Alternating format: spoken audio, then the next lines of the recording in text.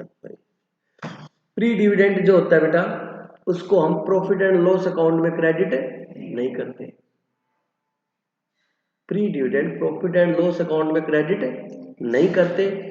Pre dividend हम investment की cost को कम करने के काम में लेते हैं। ध्यान से सुन लो बेटा, डिविडेंड दो टाइप का होता है, प्री डिविडेंड और पोस्ट डिविडेंड। जिस दिन आपने कंपनी के शेयर खरीदे उससे पहले के पीरियड का है तो प्री है, उसके बाद का है तो पोस्ट है। इस क्वेश्चन में, क्वेश्चन नंबर 9 में डिविडेंड जरूर 1 जुलाई के बाद दे रही है, लेकिन कंपनी पिछले साल का डिविडेंड दे रही है इस साल में। तो पिछले साल इस होल्डिंग कंपनी के पास शेयर थे नहीं, तो इसको पिछले साल का शेयर प्रॉफिट डिविडेंड मिल रहा है इस साल में। लेकिन अपने को ये नहीं देखना कि डिविडेंड मिला कब है, अपने को ये देखना है कि डिविडेंड किस पीरियड का है। ठीक है, तो अगर वो उसके खरीदने से पहले के पीरियड का है, टाइम का है, तो प्री है, और खरीदने के बाद का है तो पोस्ट है। प्री डिविडेंड को हम प्रॉफिट एंड लॉस अकाउंट में जमा क्रेडिट नहीं करेंगे। प्री डिविडेंड से हमेशा हम क्या करेंगे, इन्वेस्टमेंट की कॉस्ट को कम करेंगे। मतलब उस टाइम का डिविडेंड मिला जिस टाइम में हमने डिविडेंड इन्वेस्टमेंट खरीदी नहीं थी, तो मैं ये करूंगा, ये मैंने 1 लाख की इन्वेस्टमेंट खरीदी फॉर एग्जाम्पल, आपने प्लॉट खरीदा 10 लाख का, उसकी 4 दीवारी हुई थी और थोड़ा बहुत सामान था, तो आपने क्या किया, उसकी 4 दीवारी वगैरह तुड़ा दी, साफ सफाई कर दी, लोहा वगैरह पड़ा था वो बेच दिया, ईंटें ब्रिक वगैरह सब तोड़वा के बेच दी, तो आपको 1 लाख रुपए मिल गया। आपने प्लाट 10 लाख का लिया था, तो आपको एक्सप्लेन करके छोड़ दिया आपको कि मेरे को तो 9 लाख का पड़ा है, मैं कैसे, तो 1 लाख का तो मेरे को इसमें सामान मिल गया, तो मेरे तो 9 लाख ही लगे, प्लाट मैंने कितने में लिया था, 10 लाख में, 1 लाख का इसमें सामान था, वो तोड़ तोड़ के प्लेन कर दिया। अब मैं बेचूंगा तो कहते भाई साहब कितने का, मैं कहती 15 लाख, कहते यार आपने 9 लाख 10 लाख का खरीदा था, 9 लाख का खरीदा था, अब बताओ कितने खरीदा था, 9 का खरीदा, 1 लाख की तो उसकी रिकवरी होगी, समझे। तो वही बात है कि प्री का डिविडेंड मिल गया तो उस इन्वेस्टमेंट की कॉस्ट क्या कर देंगे, कम कर देंगे। उसने गलती से पेंडल में जमा कर दिया तो पेंडल में से क्या कर दोगे, लेस, और कहाँ यूज करोगे, इन्वेस्टमेंट की कॉस्ट कम करने। ठीक है, आगे सभी क्वेश्चनों में अब यही आएगा, इसलिए मैंने बार बार समझाया आपको। देखो बेटा, अब क्वेश्चन में क्या लिखा हुआ है, the P and L of X limited includes interim dividend at the rate of 10% from Y limited declared after 1 July. Its stock include 30,000 stock at cost purchased from Y Limited, and the creditors include 60,000 purchased from Y Limited. Follow the practice of adding 25% of the cost in the order of determine the selling price. कोई बात नहीं बताता हूँ, ये कहता है उसने उसको गुड्स बेचे, समझ गए, वो प्रॉफिट जोड़ के बेचता है कॉस्ट में, कोई बात नहीं। ये क्या लिखा है, कॉस्ट में प्रॉफिट ऐड करके बेचता है वो, कितना बेटा, 25%। तो कॉस्ट का 25% 1/4, तो सेल का 1/5। समझा नहीं मेरी बात, बोलो बेटा, जो बेचता है उसकी क्या है, सेल प्राइस है, और उसी का प्रॉफिट होता है। आगे बात समझ में, चलो। The balance of statement of profit and loss account and 1 April 2018 and in the books of Y limited was ₹2,80,000। कहता है साल के शुरुआत में पेंडल का जो ओपनिंग बैलेंस है वो 2,80,000 था। कितना था बेटा, 2 लाख 1 अप्रैल का, चलो ठीक है, ये तो है ही प्री। अप्रैल मई जून ये 3 महीने का भी क्या होगा, प्री होगा, क्योंकि 1 जुलाई को शेयर खरीदे अपन ने इस क्वेश्चन में। आगे क्वेश्चन देखो लिखा है इंटरिम, ये देखो बड़ी इंपॉर्टेंट लाइन, इसको अंडरलाइन कर लेना, an interim dividend of 10% has been paid during the year out of the said undistributed profit, underline करो इसको। कहता हमने डिविडेंड जो दिया है वो ओपनिंग पेंडल था ना उसमें से दिया है। अब एक बात बताओ, आप दिमाग यही लगा लो, बताओ 1 अप्रैल को जो पेंडल था वो प्री है या पोस्ट है, प्री है, उसमें से आपने डिविडेंड दिया है, तो डिविडेंड भी क्या होगा, क्लियर होगी बात समझ में। हाँ, तो अब मेरी बात ध्यान से सुनना, वो कहता जिस दिन हमने 1 अप्रैल को हमारे पास पेंडल का ओपनिंग बैलेंस कितना है, 2,80,000। अब ध्यान से सुनना बेटा, ये लो ओपनिंग पेंडल का बैलेंस 2,80,000, इधर देखो भाई, लेकिन इसमें से हमने 10% डिविडेंड दिया है। अब बच्चा कहता है डिविडेंड कितना दिया, बेटा कौन सी कंपनी ने दिया है, सब्सिडी ने, सब्सिडी कैपिटल कितनी है, 5 लाख, उसका 10% दिया, मतलब 50,000 डिविडेंड दे दिया। तो इसका मतलब पेंडल का 1 अप्रैल को बैलेंस डिविडेंड एनुअल कितना बचेगा, 230 बचेगा। तो अब पेंडल एप्रोप्रिएट बनाएंगे तो बाय बैलेंस वीडियो कितना लिखेंगे, 230। बोलो समझ आएगी, क्लियर है।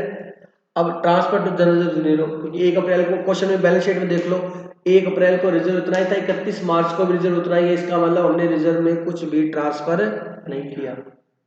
रिजर्व के आगे लिखा हुआ है, डिविडेंड हमने पहले लेस कर दिया तो लिखने की जरूरत नहीं आपको। बोलो बच्चे समझ आएंगे, टू बैलेंस शीट ही क्वेश्चन में दे रखी है, सब्सिडी का 3,60,000, तो 2,30 से 3,60 हो गया, मतलब कितना प्रॉफिट कमाया हमने, 1,30,000। समझ आ गया। अब सुनो, अप्रैल मई जून 3 महीने का प्री है, 1,30,000 का 3/12 कितना हुआ, 32,500। 1,30,000 का 9/12 कितना हो गया, 97,500। यहाँ तक आगे बात समझे। Calculate of net worth, equity share capital कितनी है, 5 लाख। ओपनिंग पेंडल कितना है, 30,000। ओपनिंग जनरल कितना है, 20,000। प्री प्रॉफिट कितना है, 32,000। ये समझ आ गई मेरी बात, इसमें कोई दिक्कत नहीं। ये नेटवर्थ आ गया, मतलब इतना पैसा लगा। अब गुडविल निकालनी है, कॉस्ट ऑफ इन्वेस्टमेंट देखो दे रखी है क्वेश्चन के अंदर, 11,20,000। अब मेरी बात ध्यान सुनना, इस क्वेश्चन ने प्री के प्रॉफिट को पेंडल में क्रेडिट किया, अभी हमने पढ़ा था, लेकिन मैंने आपको रूल बता दिया कि प्री का प्रॉफिट पेंडल में जमा नहीं होता, इन्वेस्टमेंट की कॉस्ट कम करने के काम में आता है, ठीक है। तो अब प्री डिविडेंड देखो, जब फॉर्मेट बनाया था तब भी ये लिखा था मैंने, ये बाद में यूज होगा। प्री डिविडेंड कंपनी ने कितना दिया था, 50,000, उसमें से 80,000 किसका है, होल्डिंग का, मतलब इसको कितना मिला, 40। तो 11,20,000 किसने शेयर खरीदे, वो कहेगा 40 तो मेरे को वापस मिल गई। तो बताओ इसकी इन्वेस्टमेंट की कॉस्ट कितनी, 10,80,000। तो ये जब गुडविल या कैपिटल रिजर्व निकालेगा ना, तो 10,80,000 से कंपेरिजन करेगा ये। आगे बात समझे, 10,80,000। अब शेयर इन नेटवर्थ, नेटवर्थ कितनी थी, 500, उसका कितने परसेंट है, 80%। तो 80% कितना आया, 6,26,000। मतलब 6,26,000 की एसेट्स मिली 10 लाख लगा के, तो बाकी ये 4,54,000 क्या हो गया आपकी बेटा, गुडविल हो गई। कोई डाउट है यहाँ तक। Next, calculation of minority interest. Share in net worth, net worth आपने निकाली हुई है 7,82,500, इसमें से 20% किसका, माइनॉरिटी का, डाल दिया। Share in post profit, post profit देखो बेटा कितना है, पोस्ट प्रॉफिट कितना आया था, उसका 20% दे दिया, 19,500 आ गया। अब एक नई बात सुनो, अनरियलाइज प्रॉफिट यहाँ पे लेस किया मैंने। अभी तक अपने क्या कर रहे थे बेटा, अनरियलाइज प्रॉफिट यहाँ कंसोलिडेट पेंडल में से लेस करते थे। अब सुनो होता क्या था, आपने ध्यान नहीं दिया होगा, मैं बता देता हूँ। पीछे जितने भी क्वेश्चन किए थे गौर करना, होल्डिंग से सब्सिडी ने परचेज किया था, होल्डिंग से गुड्स परचेज किए थे। तो बताओ प्रॉफिट किसने कमाया, होल्डिंग ने। और होल्डिंग का पेंडल ये निकालता है consolidate P and L of holding company. तो अनरियलाइज प्रॉफिट सारा का सारा यहां लेस होता था 100%। इस क्वेश्चन के अंदर होल्डिंग से सब्सिडी नहीं खरीदा, सब्सिडी से होल्डिंग ने खरीदा है। तो अब बताओ प्रॉफिट किसने कमाया, सब्सिडी ने। समझाया। और सब्सिडी का प्रॉफिट दो जनों में जाता है, 80% और 20%। माइनॉरिटी में भी जाता प्रॉफिट, सर कहां जाता है, ये देखो ये जुड़ा, पोस्ट प्रॉफिट का 20% यहां जुड़ गया ना, ये देखो जुड़ गया, 97,500 का 20% ये जुड़ गया, और ये देखो 97,500 का 80% ये जुड़ गया। जब ये प्रॉफिट दो जगह जाता है तो अनरियलाइज प्रॉफिट एक जगह से क्यों लॉस होगा, अनरियलाइज प्रॉफिट भी कहां से लेस होगा, दो जगह से। मतलब जितना अनरियलाइज प्रॉफिट है उसका 20% इसमें से लेस होगा और उसका 80% इसमें से लेस होगा। बोलो समझ आएगी है। ये कब होगा, जब छोटी कंपनी ने बड़ी कंपनी को बेचा, ऐसे याद रखो। छोटी कौन सी है, बड़ी कौन सी है, देखो होल्डिंग बेचेगी तो होल्डिंग का तो यही पेंडल, समझ गए, तो एक जगह से। तो वही बात है बेटा, अनरियलाइज प्रॉफिट निकालेंगे, देखो कितने के गुड्स बेचे थे, बचे हुए कितने, 30,000 के। इट स्टॉक इंक्लूड कितना, 30,000 का स्टॉक बचा हुआ है। 30,000 का स्टॉक था, कॉस्ट का 1/4 और सेल का क्या बेटा 1/5। सर ये कॉस्ट लिखा हुआ है बेटा, सुनो, जिसने खरीदा उसकी कॉस्ट है, बेचा उसकी क्या है, सेल्स प्राइस है। और प्रॉफिट कौन कमाता है, बेचने वाला है खरीदने वाला, बेचने वाला। ठीक है। तो 30,000 का 1/5 कितना हुआ, 30,000 का 1/5 कितना आएगा, 30,000 का 1/5 आएगा 6,000। 6,000 आ गया, उसका 20% यहां निकालो, 6,000 का 20% 1,200, और 6,000 का 20% यहां 4,800। 4,800 और 1,200 6,000 हो गया कि नहीं हो गया, बोलो समझ आ गई मेरी बात। तो 1,200 मैंने यहां लेस कर दिया, ये माइनॉरिटी इंटरेस्ट आ गया। ये अभी लेस करेंगे, ये पॉइंट मैं पहले समझा रहा हूं। तो 30,000 का 1/5 दोबारा वो सेम दिखाया मैंने, 6,000 और उसका 80% यहां लेस करेंगे, कितना 4,800। बोलो समझ आ गई नहीं आ क्या। अब consolidated P and L, P and L of holding company balance sheet में दिया हुआ देख लो, 80,000।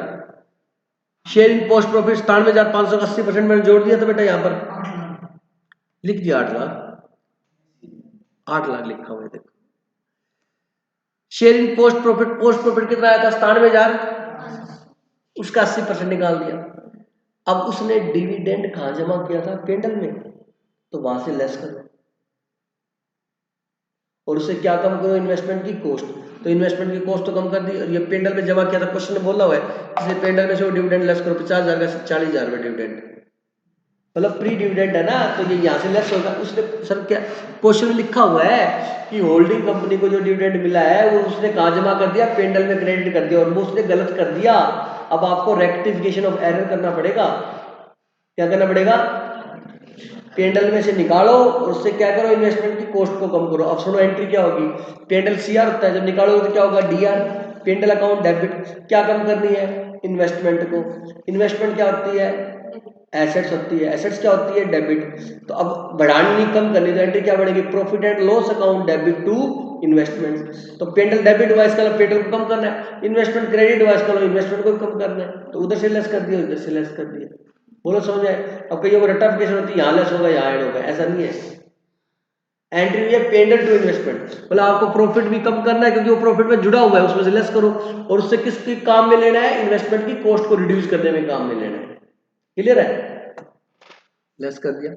डिविडेंड बेटा मैंने आपको बता ही दिया, अनरियलाइज्ड प्रॉफिट कर दिया, ये कंसोलिडेटेड पेंडल आ गया। अब समझे, अब करना क्या है, बैलेंस शीट आपको बनानी है।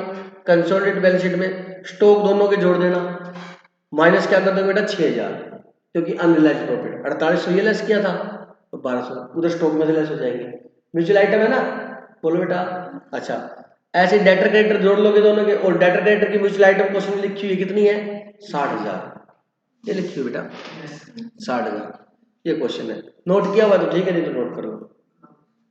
क्या हुआ बेटा आपका क्या हुआ है, नोट कर लो, आप कर लोगे फिर नोट, ठीक है। कोई डाउट है तो देख लो, इसको 2 मिनट बता दो मेरे को, मैं बता देता हूँ।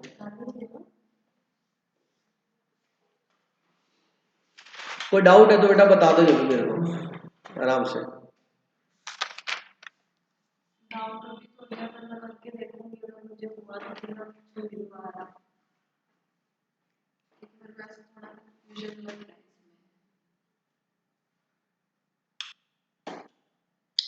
क्वेश्चन नंबर 10 पढ़ो बेटा।